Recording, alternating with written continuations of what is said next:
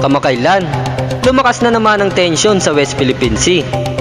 Habang tumitindi ang banggaan ng mga barko ng China at Pilipinas, marami na ang nag-aalala.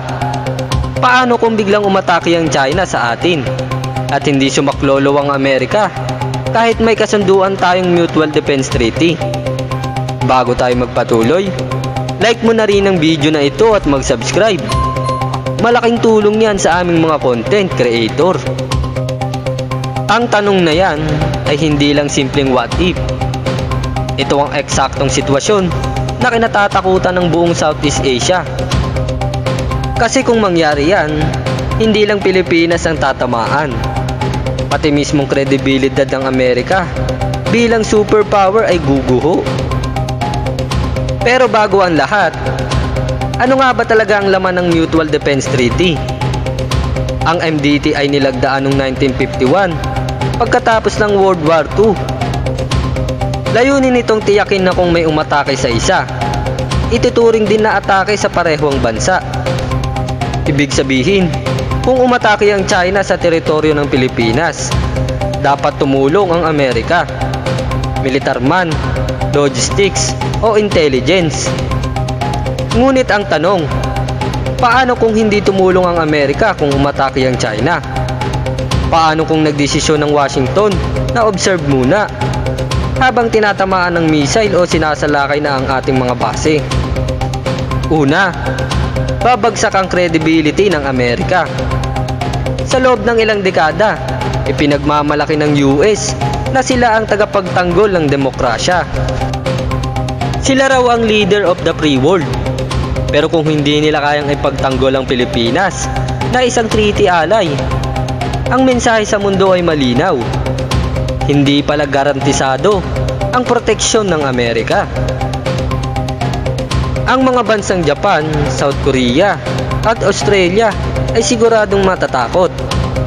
Baka sabihin nila, kung iniwan nila ang Pilipinas, baka kami rin ang susunod. At doon magsisimula ang domino effect.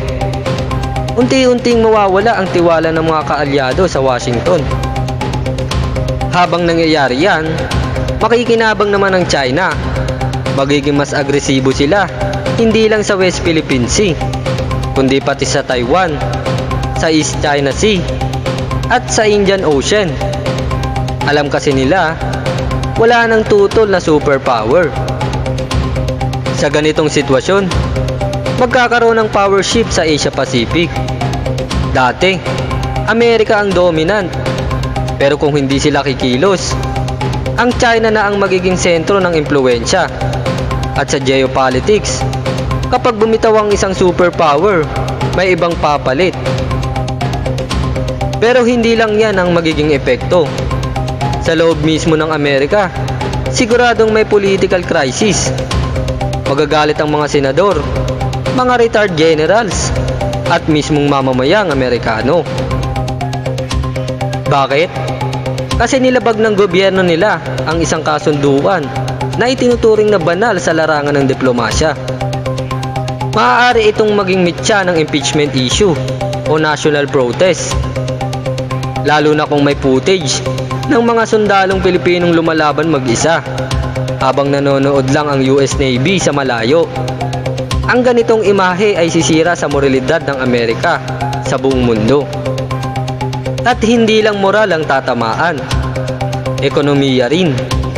Kapag bumagsak ang tiwala ng allies, bababa rin ang kumpiyansa ng investors sa US dollar.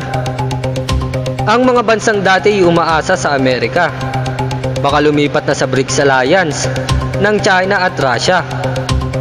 Ibig sabihin, pati sa global market, matatalo ang Amerika kahit walang baril na pumutok. Samantala, sa Pilipinas, tiyak na magbabago ang pananaw ng sambayanan. Marami ang magtatanong, para saan pa ang kasunduan kung hindi naman tutuparin? At baka tuluyan ng mawalan ng saysay ang Mutual Defense Treaty. Posibleng simula ng gobyerno ng Pilipinas ang paghahanap ng bagong direksyon. Maaaring mas palakasin ang relasyon sa Japan, Australia o European Union. O sa pinakamatinding senaryo, baka mapilitan tayong makipagkasundo sa China para lang matigil ang gera. At kung mangyari yan, parang binigyan na ng Amerika ng free pass ang China para kontrolin ang buong South China Sea. Ang dating alay magiging neutral, ang dating leader magiging tagamasid. Pero wag din nating maliitin ang Pilipinas. Ayon kay AFP Chief Romeo Browner Jr., ang layunin ng ating armed forces ngayon ay tumagal sa labanan kahit isang buwan, habang naghihintay ng tulong mula sa allies.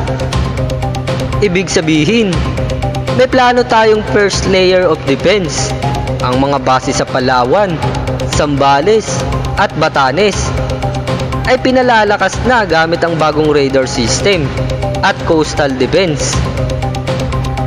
Meron na ring EDCA sites kung saan pwedeng maglanding agad ang mga US forces kung sakaling kumilos sila.